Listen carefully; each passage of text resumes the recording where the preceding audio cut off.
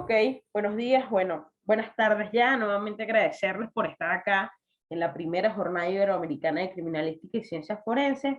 Agradecerles a todos los organizadores, bueno, y a todos los ponentes que han participado durante esta jornada.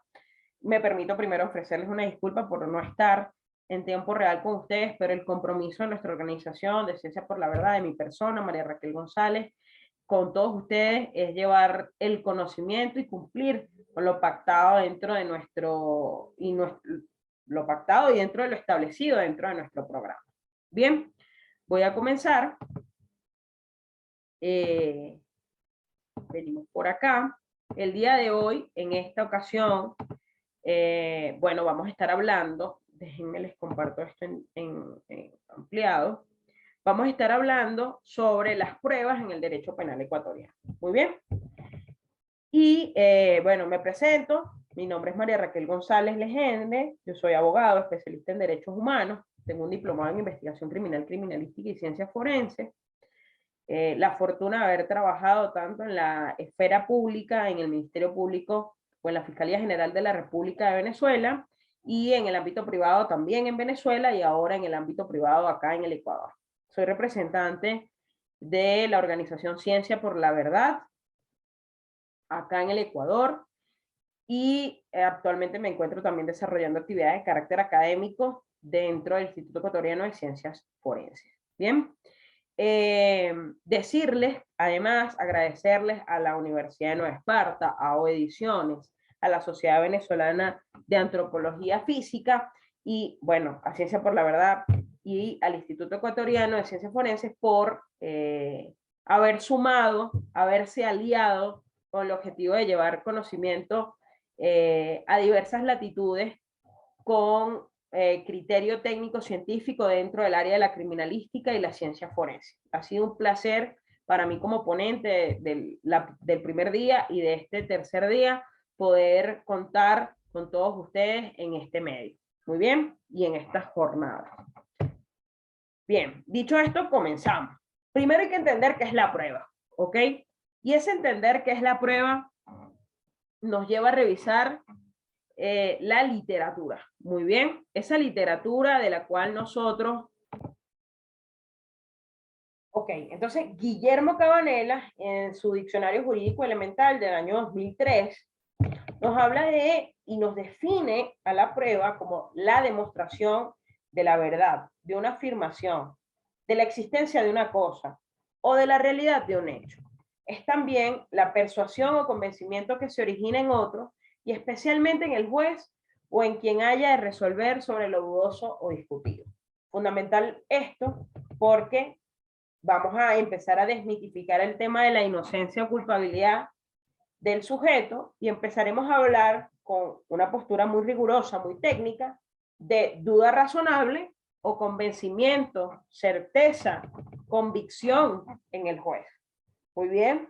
Ese es el trabajo de nosotros los abogados, generar la duda razonable o generar convicción o convencimiento en el juez. No estamos buscando una declaratoria de inocencia o culpabilidad. Estamos buscando que se genere la duda razonable o el convencimiento. Muy bien. Ahora,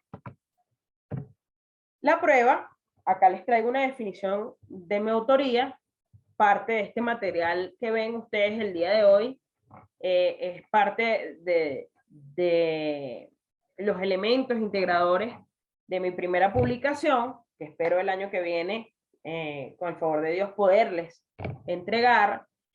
Yo he desarrollado esta definición. La prueba no son aquellos indicios o evidencias que se encuentran en el lugar de los hechos. Pruebas son aquellos elementos de convicción propuestos por los sujetos procesales, los cuales son aceptados y valorados por el juez en la decisión respecto del caso en concreto. Y hago especial énfasis en esto porque un indicio es distinto a una evidencia, esto es distinto a un elemento de convicción y es distinto a la prueba, ¿ok? Entonces, si hablamos de forma muy técnica, no podemos estar hablando de prueba cuando hablamos de una evidencia. Ojo con eso. Muy bien. Esos indicios son recabados en el sitio de suceso. Las evidencias son esos indicios que luego de ser procesados nos aportan información para el caso en concreto. Los elementos de convicción son esas evidencias que son llevadas por el fiscal, por la representación fiscal o por el abogado de la defensa, para que el juez, luego de revisarlo, los convierta en prueba. ¿Ok? Muy bien. Ahora, ¿qué nos dice el Código Orgánico Integral Penal del Ecuador respecto de la prueba? Y esto lo vamos a pormenorizar muy específicamente más adelante. Nos dice que la prueba tiene por finalidad llevar al juzgador al convencimiento de los hechos y circunstancias materia de la infracción y la responsabilidad de la persona procesada. Vean que la misma norma nos va llevando a ese rigor técnico. Habla de convencimiento de los hechos, respecto de las circunstancias, respecto de esos hechos que pueden haber sido ejecutados por un sujeto. Y aquí nuevamente hacemos la insistencia que realizamos en nuestra primera disertación. El Ministerio Público es parte de buena fe en el proceso. ¿Cómo es eso? Bueno, esa parte de buena fe en el proceso viene asociada a que el fiscal del Ministerio Público puede hacer uso de diversos actos conclusivos con el objetivo de llegar a una conclusión. Un acto conclusivo es una conclusión. Bien, no necesariamente, no obligatoriamente deberá ser una imputación, ¿ok? Podrá ser un sobreseimiento, podrá ser un archivo, dependerá de que los elementos obtenidos durante la investigación sean suficientes, de acuerdo al criterio del fiscal del Ministerio Público, para generar convencimiento en el juez. ¿Ok? Mal pudiese un fiscal del Ministerio Público con escasos o mínimos elementos proponer un acto de imputación. Es por ello que el acto conclusivo es fundamental y es de ejecución directa por parte del representante de la vindicta pública. En este caso, el fiscal. Muy bien.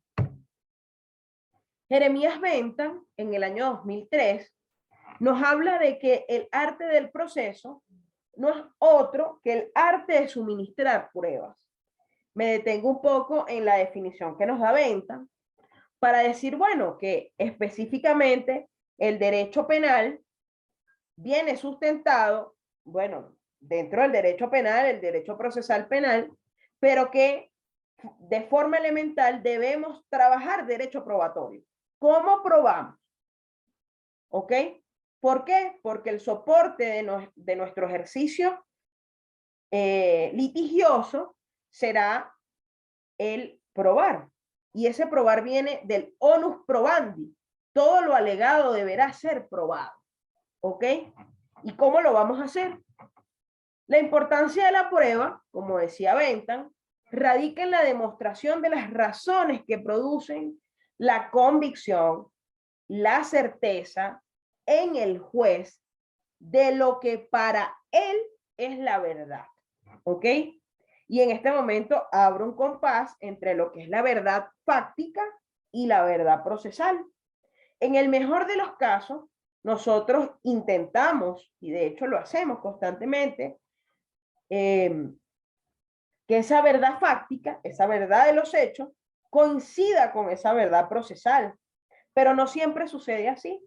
Y claro ejemplo de esto son las diversas sentencias que tenemos a nivel América Latina, a nivel Estados Unidos, a nivel Europa, en donde personas inocentes son encontradas culpables por hechos que no fueron cometidos por ellos.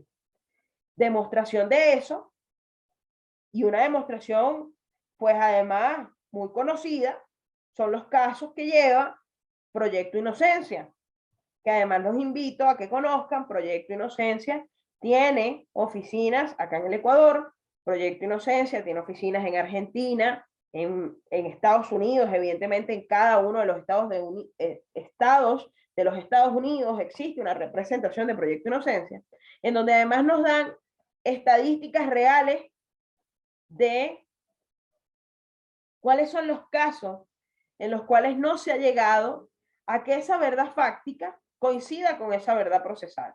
¿Y cuáles han sido los errores?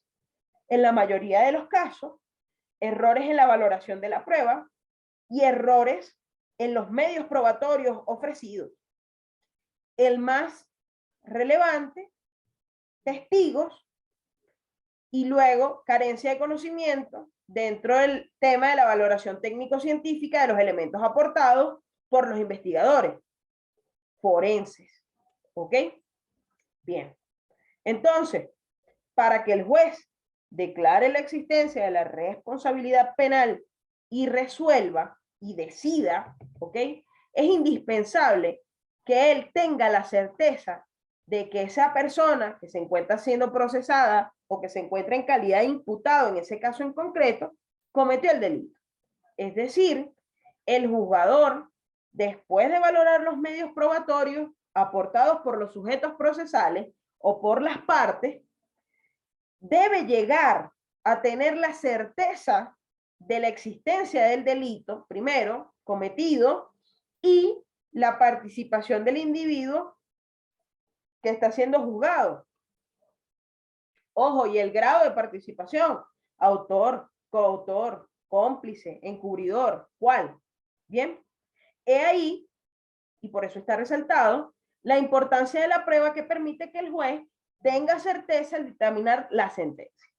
Bien, ahora vamos a hablar un poco de esa relatividad que existe entre esa verdad fáctica y esa verdad procesal y ese devenir del tiempo que genera, bueno, lo siguiente.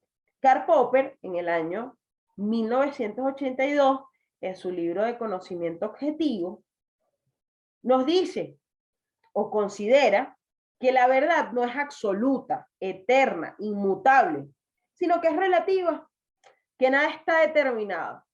Lo que hoy se considera verdad, mañana resultó ser falso. La verdad es un estado absoluto y la certeza es un estado relativo. El proceso penal es obra de hombres que tienen facultades relativas, ilimitadas, ¿ok? Por eso no se pretende llegar a la verdad dentro del proceso, sino de llegar a la certeza. Y en el mejor de los casos, y a menudo, no estoy diciendo que no existan excepciones, pero a menudo esa verdad fáctica concuerda con esa verdad procesal. ¿Ok? El fin del proceso penal es comprobar la violación de un bien jurídico penalmente tutelado. Cuando hablamos de bienes jurídicos hablamos de la vida, de la libertad, ¿ok? Y determinar la responsabilidad del acusado. ¿Cuál es el objetivo de determinar esa responsabilidad? Bueno, que una persona inocente no sea encontrado culpable, pero ya sabemos que eso sucede, ¿ok? Ese tipo de injusticia sucede. Bien, ahora, ¿qué nos dice la norma en el Ecuador? La práctica probatoria en el Ecuador, primero está regulada a nivel constitucional, específicamente en el artículo 76, numeral cuarto de la Constitución, donde nos habla que las pruebas obtenidas, primero el artículo 76, ojo, nos habla de las reglas del debido proceso. Muy bien. Y luego ese numeral 4 o cuarto nos habla de que las pruebas obtenidas o actuadas con violación a la Constitución o a la ley no tendrán validez alguna y carecerán de eficacia probatoria.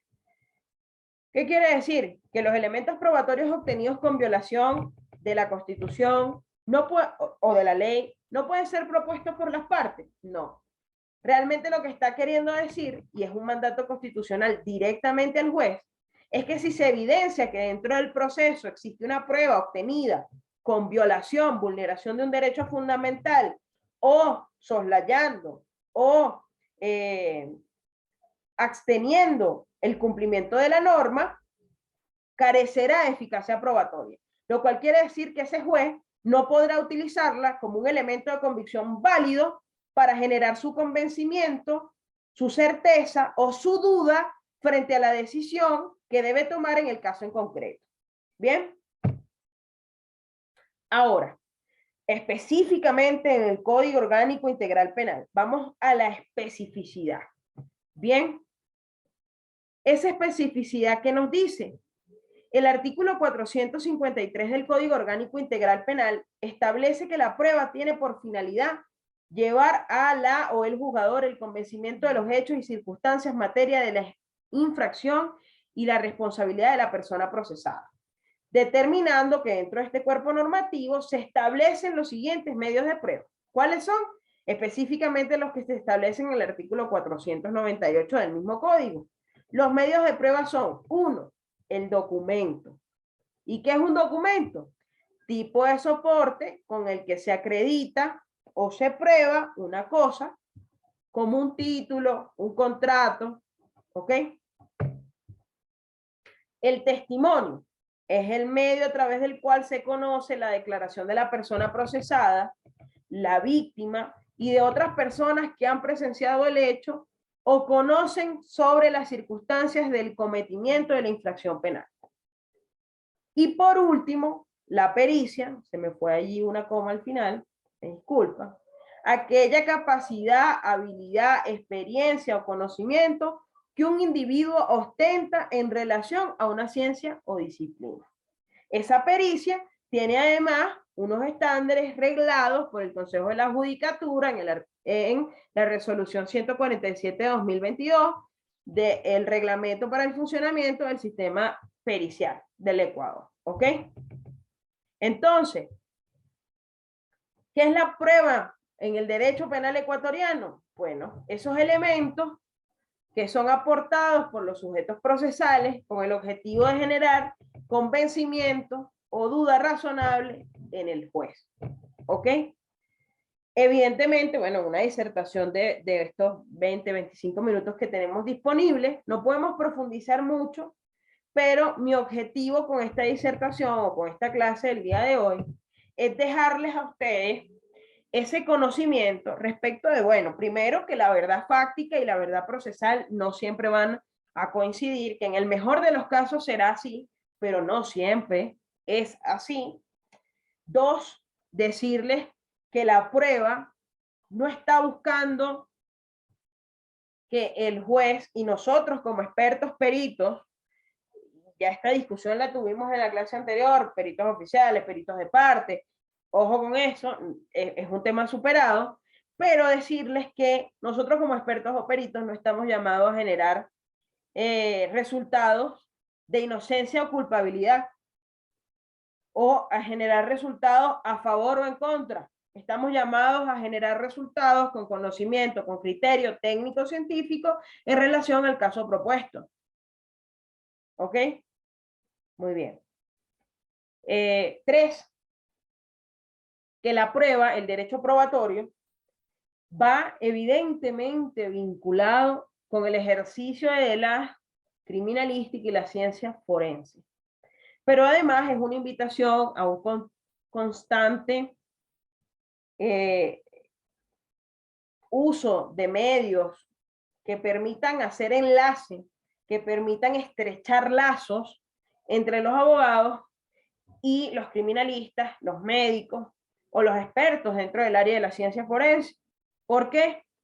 Bueno, porque los abogados, en la mayoría de los casos, si no nos dedicamos de forma exclusiva al ejercicio penal, que, bueno, suele suceder que los abogados a veces ejercemos diversas ramas del derecho, pues no tengamos suficiente conocimiento dentro de estas áreas. Y ustedes están llamados a ayudarnos a entender qué nos quiere decir ese protocolo de autopsia, qué nos quiere decir esa trayectoria intraorgánica, qué nos quiere decir esa inspección ocular técnica, ese reconocimiento del lugar de los hechos, qué quiere decirnos ese protocolo de autopsia, qué quiere decirnos esa reconstrucción virtual, a dónde queremos llegar, porque cuando estrechemos esos lazos, lleguemos a convicción interna de nuestra teoría del caso, pues será mucho más sencillo poder defender en juicio, porque es mucho más sencillo defender lo que entendemos y conocemos a aquello que no, a aquello que meridianamente entendemos, a aquello que meridianamente conocemos. Les dejo acá las redes sociales de nuestra organización, Ciencia por la Verdad. Estamos siempre a la orden, desde cualquier ámbito, tanto técnico, científico como jurídico, para apoyarnos. Cuenten con esta servidora y sé que cuentan con cada uno de los representantes de las organizaciones aliadas para esta primera jornada iberoamericana de criminalística y ciencia forense. Les agradezco nuevamente por el espacio y quedo atenta al final para las preguntas. Tengan una excelente tarde. Muchas gracias nuevamente por estar acá.